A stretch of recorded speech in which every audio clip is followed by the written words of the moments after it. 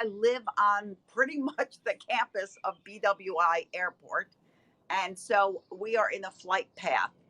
Uh, so, not as many airplanes in COVID land, but we got airplanes. I hear them now. Anyway, you may not hear that.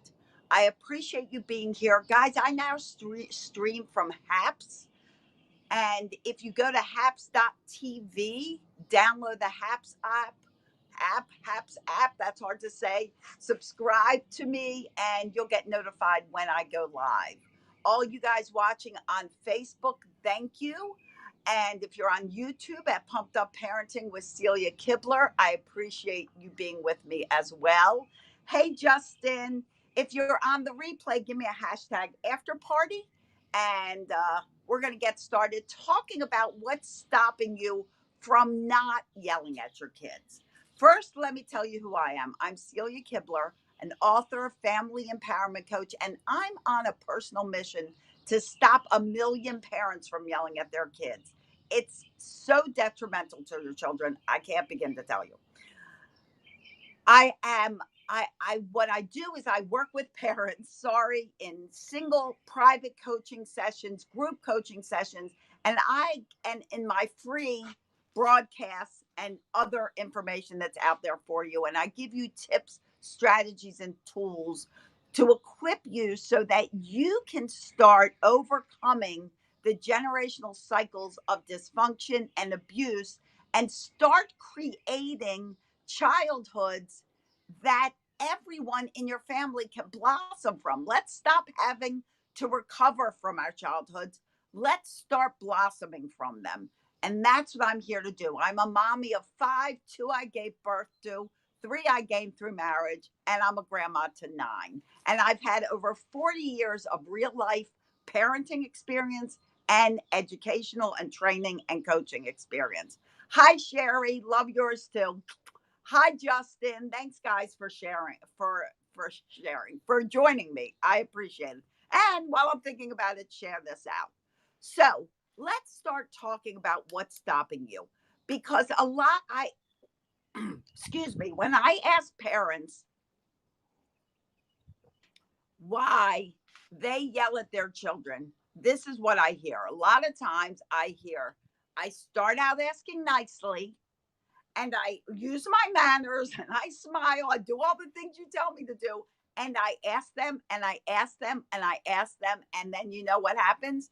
They don't listen. And then I have to yell, and they finally listen. So it takes me yelling to get them to move or listen. I also hear, I don't know any other way. They were raised by someone who was yelling. Maybe you were raised by someone who yelled. And that's the way you learn to communicate. No fault of your own. You were raised and you learned that way. But what is a fault is your intention, your education. Time to really decide, you know what? I didn't like being yelled at as a child. I don't want my children yelled at. Because what happens when a child is yelled at, you destroy their self belief, you destroy their confidence. They start thinking, and I'd be willing to bet if you were yelled at as a child that you feel this way too many times. Thank you for the high five, Sherry. I appreciate it. I would be willing to believe that you have felt this way, because this is how your kids feel. They feel like nothing they do is good enough. They constantly second guess themselves. They feel like they have no value and no worth. They don't feel like they're respected or trusted. This is what happens to a child when they're yelled at. In fact, they don't grow up hating you, they grow up hating themselves. And I'm pretty sure, at least I hope, that none of you had children and gave birth to these miraculous beings for them to grow up to hate themselves. So it is heartbreaking. So let's be intentional. Let's start doing things where we don't have to yell. Let's start learning more ways, more techniques, so that your children can grow up to be confident, well adjusted, happy, kind, considerate, self sufficient adults, because that's what we're doing. We're raising adults, not children. So let's talk about some ways, first of all, that you can stop this constantly asking your kids to keep doing something over and over again and have them not listen till you yell. So if you're on with me live or on the replay, tell me whether you feel like that's what you do. You feel like I'm always asking and they're never doing anything. Justin says, would you say too that the constant yelling makes them numb to listen to you? Yes, it absolutely does. It makes them numb to listen to you. And not only that, it makes them cooperate through fear instead of cooperating because they want to cooperate and they want to be a part of this family. But how do you stop it? If you've already done it, you've actually trained them to not listen to you till you yell. I hate to tell you that, but it's the honest truth. You have trained your children not to listen to you until you yell and you get serious. So what do? You need to figure out some consequence. First, start thinking about what is a repetitive behavior that happens in your household that causes you to yell. The dog tray. Yes. Sherry, it's so funny because a lot of parents that follow me tell me that they don't have children that they're parenting. They have dogs that they're parenting because it works for dogs. It is simple human behavior and animal behavior.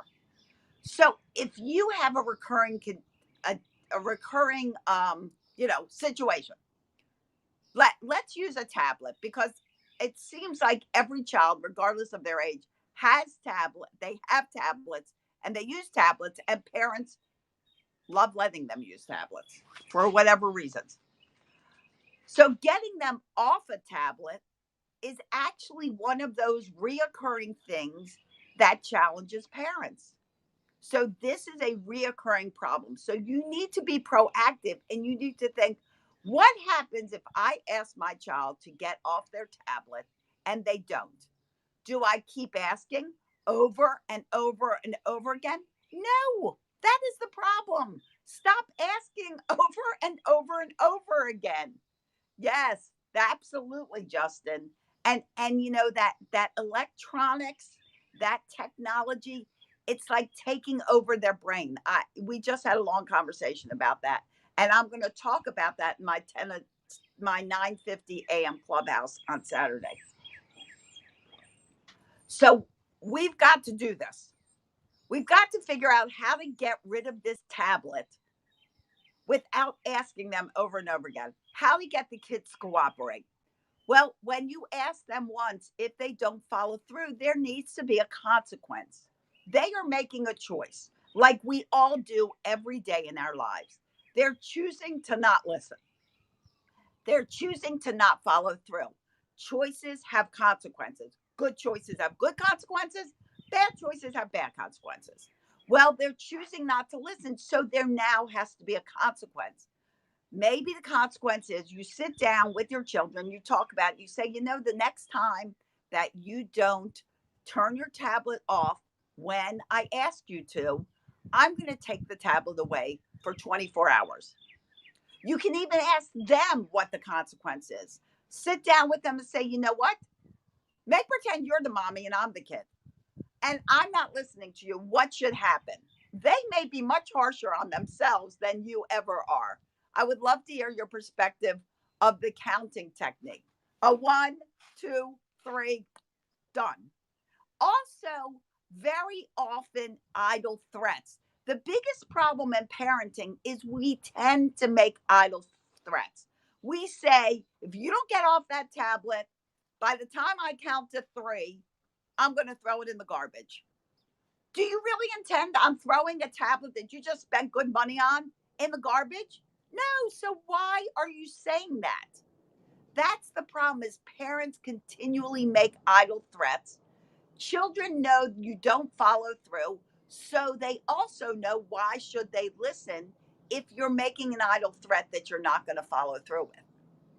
Sometimes one, two, three helps. Sometimes when I did that with my children, which I'd stopped doing, I would go one, two, three, and Kyle would keep counting four, five, So, yes, it helped his counting ability, but it really didn't do anything to resolve the issue. So, and it's hysterical. I mean, laughter, it's the best medicine. I love laughter. And it was pretty funny when he would continue counting at the age of 3. But it's not accomplishing what you need. A consequence is meant to teach, it is not meant to punish, it is meant to teach. So, saying, if we're going to agree that if you don't get off your tablet when I ask you to, and it's time for dinner, it's time for a bath, it's time for whatever, I'm going to take this tablet away for 24 hours. You will get it back tomorrow. And then when you come in the first time, you ask them to turn off the tablet, they don't turn it off. You come in the second time, you don't ask again. You say, okay, sorry you didn't turn it off. Now the tablet is mine, very small, handy, lightweight. Take it away and put it away for 24 hours. And then when you give it back the next day, if they don't listen again, you take it away for another 24 hours. Or maybe you add some bonus hours onto that and you take it away for 2 days. I will tell you, if you stay consistent for 2 or 3 days, by the third day or the fourth day, when you say, honey, will you please get off your tablet and come to dinner? They know that if they don't, they're losing that tablet. And I guarantee you they're going to start listening and they're going to get off the tablet and come to dinner. That is how you teach your children to make better choices. Yes, Jerry, do it. Because then it's what I call one and done. No yelling, merely cooperation. And like I said, it works best if in fact you let your children set up the consequences. I had a client whose child was constantly whining at her and talking back. And she sat down with him. I told her to do this. She was very, very easily trained. She sat down and she said, you know what? I'm tired of listening to you talk rudely to me, because that's the difference of talking back and talking up for another discussion. And she said, what should happen if you were the mommy and I was you? He was 5 years old. If you talk back to me, what should I do? And he said, you should give me a timeout for 15 minutes. Probably more than she would have given them a timeout for. But the fact is, he chose the consequence. When a child chooses their consequence, they are more apt to think before they make a choice. And that's the point, is we want to get everyone thinking before you react. And what happened is he just went to start talking back to her. The next time, it happened the very next time, he stopped himself and he spoke kinder to her. All because he knew that if he spoke back to her and talked back, he was getting that time out. Because why? He told her to do it. And it worked the very next time. Now, I'm not going to say, excuse me, more coffee. I'm not going to tell you it's going to work immediately. Consistency is key. So you set up a consequence, you have to put it into action every time that incident happens, every single time. Don't be like, okay, well, this time I'm taking I'm taking the tablet away. Next time, honestly, I'm in the middle of something. He could stay on the tablet for 20 more minutes. No, you need to stay on top of it every single time. Yes, coffee. Do we love our coffee? I hate to say it. This is actually my third cup. And I think with my heart, I'm not supposed to have 3 cups, but I dilute it. It's highly diluted. So really, it's probably 1 cup of coffee all combined. Anyway, stay consistent. Anything you need to do in life, you have to stay consistent to. If you, when I say what's stopping you, It doesn't matter what it is. A lot of time it is merely, yes, an Americano, my fave. It is merely consistency. You start something and you stop and you never go back to it. Or you say, okay, I'm going to clean out a closet. My kids are going to help me and we're going to work on it all day. Be realistic. Really? You're going to work on cleaning a closet all day? Ew. Nobody wants to do that, especially your kids. Consistency is key. Better to say, we're going to take 15 minutes, we're going to set a timer, and all three of us are going to go in and start working on that closet. And when that timer goes off, we're done. We come back out, we play a game, we do something else. But